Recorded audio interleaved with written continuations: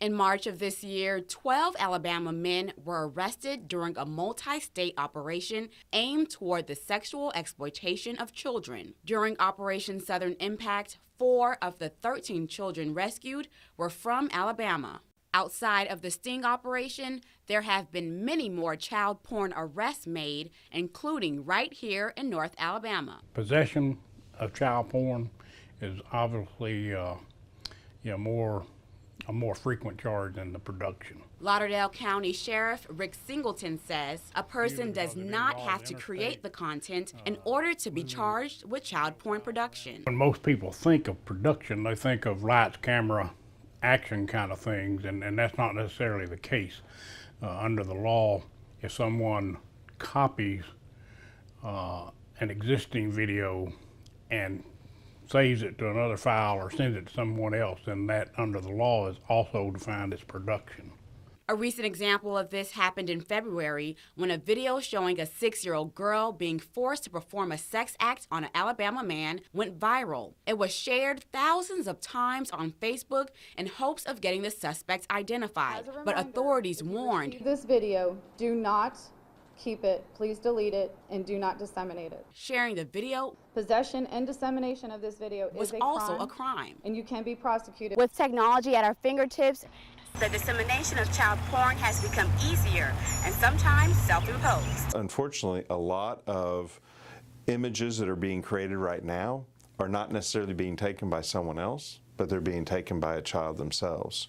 Sometimes when they've been coerced, sometimes when they've been tricked or duped by someone, or when they're doing is an act of in a relationship. The executive director of the National Children's Advocacy Center says it's important for parents to create an open dialogue with children as an everyday routine. How to protect themselves, what they should do in the event that someone does something that makes them feel uncomfortable.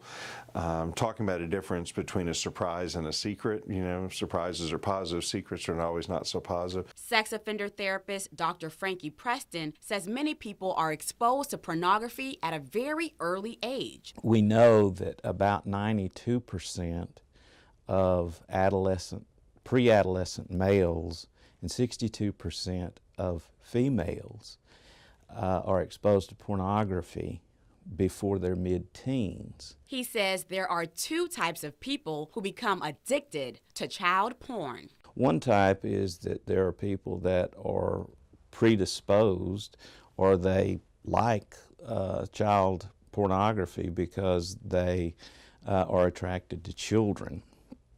There's another group of people that very often happen upon child pornography because they have watched other kinds of pornography to the point that they have become satiated or bored with it, and so they look at different types and styles. Preston says offenders come from all walks of life. He was viewing child pornography on the city computer. 10 years ago, the Florence Police Department was alerted by the National Center for Missing and Exploited Children that its police captain was in possession of child porn. Arrested and charged, convicted, and served 7-year sentence for possession of child pornography. A new computer forensics lab at Redstone Arsenal will allow local law enforcement to work with the FBI to bring down those who are sexually exploiting children. The internet is wide open for this type of trafficking.